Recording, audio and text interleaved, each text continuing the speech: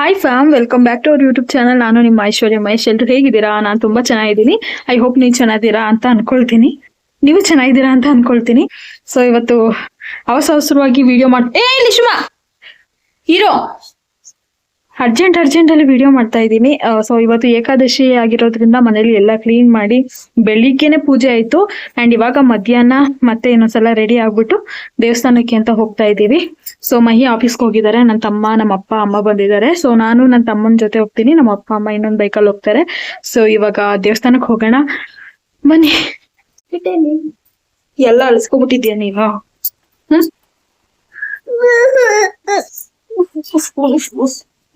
ಏನಪ್ಪಾ ನಿನ್ problem?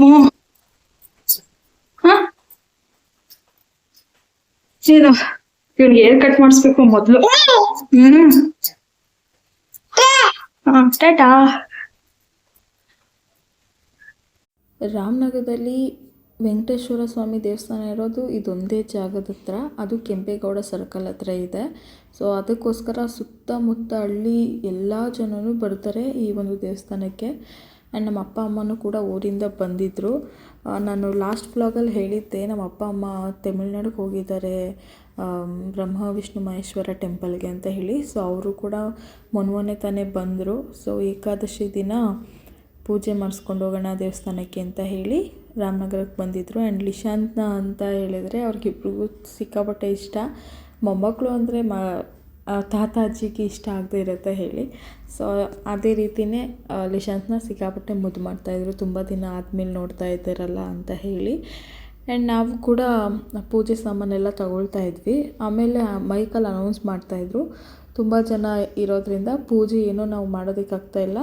So ಭಕ್ತಾದಿಗಳು ಡೈರೆಕ್ಟು ದೇವಸ್ಥಾನದೊಳಗಡೆ ಬಂದು ಸ್ವಾಮಿ ದರ್ಶನ ಮಾಡಿಕೊಂಡು ಹೊರಡಬೇಕಾಗುತ್ತೆ, ಪೂಜೆ ಸಾಮಾನು ಏನೂ ತರಬೇಡಿ, ಪೂಜೆ ಮಾಡಲ್ಲ ಅಂತ ಅವರು ಅನೌನ್ಸ್ ಮಾಡ್ತಾಯಿದ್ರು. ಸೊ ನಾವು ಆಲ್ರೆಡಿ ಪೂಜೆ ಸಾಮಾನು ತೊಗೊಂಡ್ಬಿಟ್ಟಿದ್ವಿ, ಏನು ಮಾಡೋದು ಅಂತ ಅಂದ್ಕೊಂಡು ಸುಮ್ಮನೆ ಹಾಗೆ ಮಾತಾಡ್ಕೊಂಡು ನಡ್ಕೊಂಡು ಹೋಗ್ತಾಯಿದ್ವಿ. ಸೊ ನೀವು ಕ್ಯೂ ನೋಡ್ಬೋದು. ದೇವಸ್ಥಾನದ ಹೊರಗಡೆ ಭಾಗದಿಂದ ಇವ್ರು ನಿಂತಿರೋದು ನೋಡಿದ್ರೆ ಇನ್ನೊಂದು ಪಕ್ಕದೂರಿಗೆ ಹೋಗಿ ಜಾಯ್ನ್ ಆಗಿಬಿಡ್ತಾರೇನೋ, ಅಷ್ಟು ಕ್ಯೂ ಇತ್ತು ಅಂತಲೇ ಹೇಳ್ಬೋದು. ಆ್ಯಂಡ್ ನಾವು ಕೂಡ ಲಾಸ್ಟು ಆ ಹಳ್ಳಿ ಮರ ಏನಿದೆ ಆಟೋ, ಸೊ ಅಲ್ಲಿಗೆ ಹೋಗಿ ನಿಂತ್ಕೊಂಡ್ವಿ. ನಾವು ನಿಂತ್ಕೊಂಡ್ಮೇಲೂ ಅಷ್ಟೇ ತುಂಬ ಜನ ಬಂದು ನಮ್ಮ ಹಿಂದೆ ಕೂಡ ನಿಂತ್ಕೊಳ್ತಾ ಇದ್ರು. ನಾವಲ್ಲಿ ವಿಚಾರಿಸ್ತಾ ಗೊತ್ತಾಯಿತು ಬೆಳಗಿನ ಜಾವದಿಂದನೂ ಇದೇ ಕ್ಯೂ ಮೇಂಟೈನ್ ಮಾಡ್ತಾನೆ ಇದ್ದಾರೆ ಅಂತ ಹೇಳಿ. ಅಂದರೆ ಅಷ್ಟು ಜನ ಬಂದು ಹೋಗ್ತಾ ಇದ್ದಾರೆ ದೇವಸ್ಥಾನಕ್ಕೆ. ಏನು ಅಲ್ಲಿ ತೋರಿಸ್ತಾ ಅಲ್ಲೇನಿಲ್ಲ, ಅದು ಏನಿಲ್ಲ ಅಲ್ಲಿ. ಬೆಳಗಿನ ಜಾವ 5 ಗಂಟೆ ಅನ್ಸ್ತದೆ. ನಾವೆಲ್ಲ ಅಷ್ಟು ಅಂದ್ರೆ ನಮ್ಮಿಂದ ಇನ್ನಿಬ್ರು ಬಂದು ನಿಂತು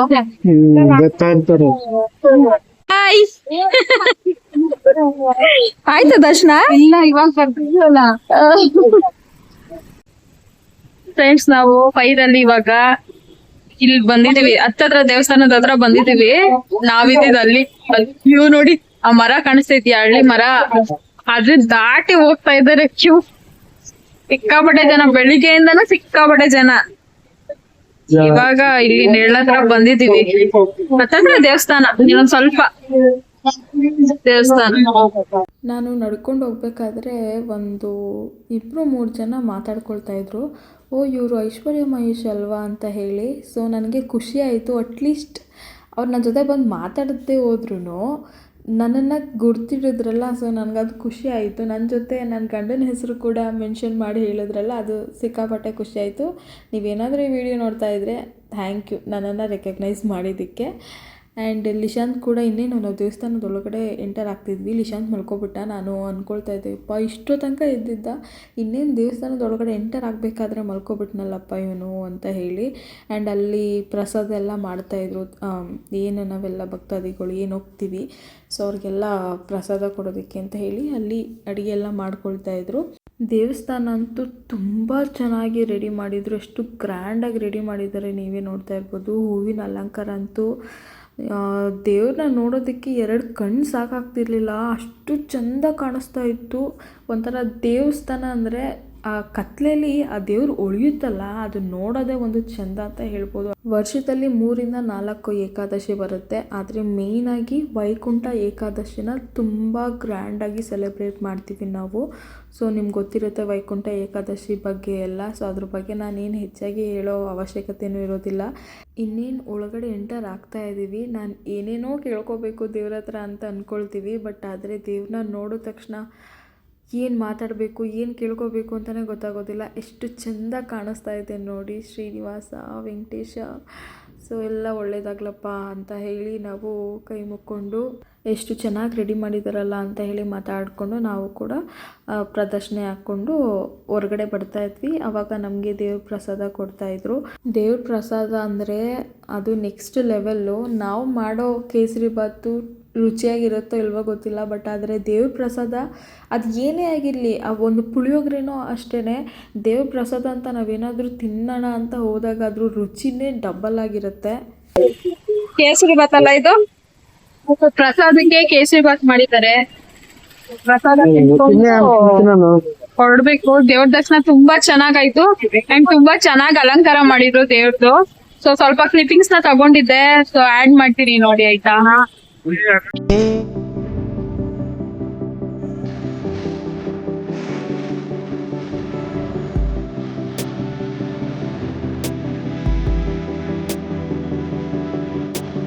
ನಮ್ಮಪ್ಪ ಅಮ್ಮ ಈ ರೀತಿ ತುಂಬ ರೇರಾಗಿ ಕ್ಯಾಮ್ರಾದಲ್ಲಿ ಕ್ಯಾಪ್ಚರ್ ಆಗೋದು. ಸೊ ಹಾಗಾಗಿ ನೋಡಿದ ತಕ್ಷಣ ಕ್ಯಾಪ್ಚರ್ ಮಾಡಿಬಿಟ್ಟೆ. ಸೊ ತುಂಬ ಖುಷಿಯಾಗುತ್ತೆ ಈ ಥರ ನೋಡಿದಾಗ. ಸೊ ಇವಾಗ ನಾವು ಹೊಟ್ಟೆ ಹಸಿತಾ ಇದೆ, ಲೇಟ್ ಆಗಿದೆ ಅಂತ ಹೇಳಿ ಹತ್ತತ್ರ 3:30 ಆಗ್ತಾ ಇದೆ ಟೈಮು ಮಧ್ಯಾಹ್ನ. ಸೊ ಹಂಗಾಗಿ ಯಾವ್ದಮ್ಮ ಅಡಿಗನ ನಾನು ಹಾಟ್ ಕಾಫೀಸ್ ಹೋಗೋಣ ಬನ್ನಿ ಅಂದೆ. ನಮ್ಮ ಅಮ್ಮ ಇಲ್ಲ ಅಡಿಗಾಗೆ ಹೋಗೋಣ ಅಂತ ಕರ್ಕೊಂಡು ಹೋಗ್ತಾ ಇದ್ದಾರೆ. ಅಲ್ಲಿ ಮಕ್ಕಳದೊತ್ತು ಚೆನ್ನಾಗ್ ಮಾಡ್ತಾರೆ ಅಂತ. ಸೊ ಇವಾಗ ಅಲ್ಲಿ ಹೋಗ್ಬಿಟ್ಟು ಊಟ ಮಾಡ್ಕೊಂಡು ಆಮೇಲೆ ಇನ್ನೊಂದು ಕೆಲ್ಸ ಇದೆ, ಹೇಳ್ತೀನಿ ಅದೇನು ಅಂತ. ಸೊ ಊಟ ಮಾಡ್ಕೊಂಡು ಅದಾದ್ಮೇಲೆ ಅಲ್ಲಿಗೆ ಹೋಗೋಣ, ಓಕೆನಾ. ನನ್ ಮಗ ಮಾಮ ಮಾಮ ಅನ್ಕೊಂಡು ತಪ್ಕೊಬಿಟ್ಟವನೆ. ಅವನ ಸತ್ತಿನ ಸತ್ತಿ ತಂದು ಇಷ್ಟ. ಅವನು ಹೆಣ್ಮಕ್ಳ ಹತ್ರ ಜಾಸ್ತಿ ಇರಲ್ಲ, ನೋಡಿದ್ಯಾ ಲಿಶು? ಗಂಡ್ಮಕ್ಳ ಹತ್ರನೇ ಇರ್ತಾನ ಅವ್ನು. ಲಸಾಪ ಅಂತೂ ಸಂದೀಪನಿಗಿಂತ ಸತ್ಯಕಾಂತ್ ಇಷ್ಟ ಪಡ್ತಾನೆ. ಬಿಸ್ಲು ಬಿಸ್ಲು ಬಿಸ್ಲು. ನಾವಿವಾಗ ಅಡಿಗ ಹೋಟೆಲಿಗೆ ಬಂದಿದ್ದೀವಿ. ನಮ್ಮ ಅಪ್ಪ ಅಮ್ಮ ಆಲ್ಮೋಸ್ಟು ಈ ಹೋಟೆಲ್ನ ಸಿಕ್ಕಾಪಟ್ಟೆ ಇಷ್ಟಪಡ್ತಾರೆ. ಯಾಕಂದರೆ ಇದು ತುಂಬ ಹಳೇ ವರ್ಷದಿಂದನೂ ಈ ಹೋಟೆಲ್ ನಡೆಸ್ಕೊಂಡು ಬರ್ತಾ ಇದ್ದಾರೆ.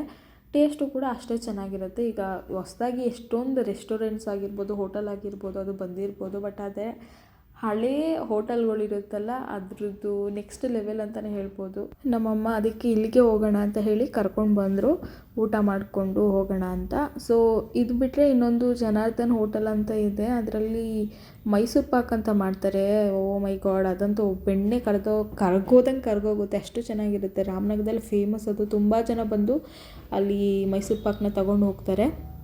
ಆ್ಯಂಡ್ ನಾವು ಅಪ್ಪ ಪ್ಲೇನ್ ದೋಸೆ ತೊಗೊಂಡ್ರು, ನಾನು ಅಮ್ಮ ಮತ್ತು ನನ್ನ ತಮ್ಮ 3 ಜನನೂ ಮಸಾಲೆ ದೋಸೆ ತೊಗೊಂಡ್ವಿ. ಬೆಣ್ಣೆಲಿ ಅದು ಒಂಥರ ತುಂಬ ಚೆನ್ನಾಗಿತ್ತು ಅಂತಲೇ ಹೇಳ್ಬೋದು ಟೇಸ್ಟು ಮಸಾಲೆ ದೋಸೆ. ಅದಕ್ಕೆ ಸ್ಟಫಿಂಗ್ ಏನು ಮಾಡಿದರು ಅದು ನಂಗೆ ತುಂಬ ಇಷ್ಟ ಆಯಿತು. ಕೆಲವೊಂದು ಕಡೆ ನನಗೆ ಇಷ್ಟನೇ ಆಗೋದಿಲ್ಲ ಸ್ಟಫಿಂಗು, ಆಲೂಗೆಡ್ಡೆ ಇದು, ಬಟ್ ಇದು ತುಂಬ ಚೆನ್ನಾಗಿತ್ತು, ಟೇಸ್ಟಿಯಾಗಿತ್ತು. ಸೊ ಲಿಶಾಂತ್ ಕೂಡ ತಿಂತಾಯಿದ್ದ. ಆ್ಯಂಡ್ ಬೆಣ್ಣೆ ಮುರುಕನ್ನ ಆರ್ಡರ್ ಮಾಡಿದ್ವಿ, ಇದಂತೂ ಬೆಣ್ಣೆ ಥರನೇ ಕರಗೋಗ್ತಿತ್ತು, ಅಷ್ಟು ಚೆನ್ನಾಗಿತ್ತು. ಆ್ಯಂಡ್ ಟೀ ಎಲ್ಲ ಕುಡಿದ್ಬಿಟ್ಟು ಅಲ್ಲಿಂದ ನಾವು ಹೊರಟ್ವಿ. ಸೊ ನೆಕ್ಸ್ಟು ನಾನು ಎಲ್ಲಿಗೆ ಹೋಗ್ತೀನಿ ಏನು ಅಂತ ಈ ವಿಡಿಯೋದಲ್ಲಿ ನಾನು ಶೇರ್ ಮಾಡೋದಿಲ್ಲ, ನೆಕ್ಸ್ಟ್ ವಿಡಿಯೋದಲ್ಲಿ ಅದನ್ನು ಶೇರ್ ಮಾಡ್ತೀನಿ. ನಾನು ತುಂಬ ಮ್ಯಾನಿಫೆಸ್ಟ್ ಎಲ್ಲ ಮಾಡ್ಕೊಳ್ತಾ ಇದ್ದೆ ಈ ಒಂದು ದಿನಕ್ಕೆ. ಸೊ ಹಾಗಾಗಿ ಅದು ಏನು ಎತ್ತ ಅಂತ ನಿಮಗೆ ಮುಂದಿನ ವ್ಲಾಗಲ್ಲಿ ಗೊತ್ತಾಗುತ್ತೆ. ಸೊ ಅದು ಗೊತ್ತಾಗಬೇಕು ಅಂತ ಹೇಳಿದರೆ ಕೀಪ್ ವಾಚ್ ಇಟ್. ಸೊ ಈ ವಿಡಿಯೋ ಇಷ್ಟ ಆಗಿದೆ, ಪ್ಲೀಸ್ ಲೈಕ್, ಶೇರ್, ಕಮೆಂಟ್ ಹಾಗೂ ಸಬ್ಸ್ಕ್ರೈಬ್ ಮಾಡ್ಕೊಳ್ಳಿ.